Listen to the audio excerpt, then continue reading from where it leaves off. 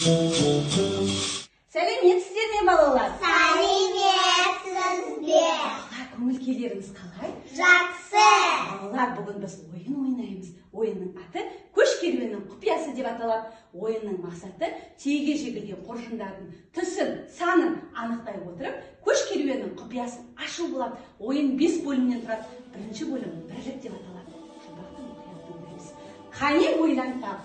Айран, қымыз, шұбар, сусын сондай жұмсақ. Сусынның түсі әрине ақташын. Қане ақ қоржынды табайық. Қоржынға қол салайық.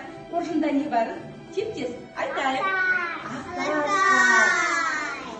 Ойынның екінші бөлімі ерлік деп аталады. Жұмбақтың мұқият тыңдаймыз.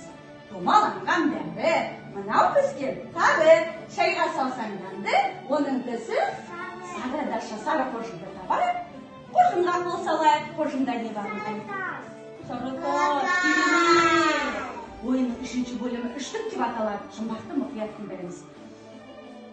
Әжемнің бар сандығы, ішінде бар байлығы. Ақтар оны төк, оның түсі әрине көк кері, қане көк қоржынды табайық. Қоржынға қол салайық. Қоржында не бар, қане? Теп-тез айтайық. Ақтас. Ойынның төртінші бөлімі төрттік деп аталады. Жұмбақты мұқият тыңдайық. Атам қамшы өріп жатыр. Қамшысы керім әдемі шығып жатыр. Қамшысының сабы ұзын, ал ағашының түсі қызыл. Әрине әмина қызыл қоржынды табайық. Қоржынға қол салайық. Қоржында не бар? Теп-тез айтайық. Қызылды, салақтай. Ойынның бесінші бөлімі бестік. Жұмбақты мұқият тыңдайық.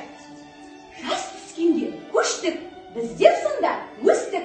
Атамның сөзі асыл, жайлауы бар. Жасыл. Әрине Амира жасыл қоржынды табайық. Қоржынға қол салайық. Қоржында не бар? Қане теп-тез айтайық. Жасылда.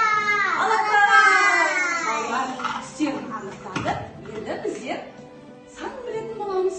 1, 2, 3, 4, 5. Сонда не шықты балалар?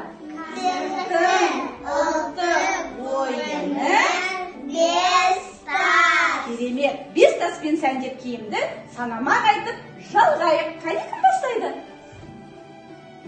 Амина бастайды. Вадина будет поставиться кузов. Я хотел летать, я сандетеп. Эжин ухы, такие сколько.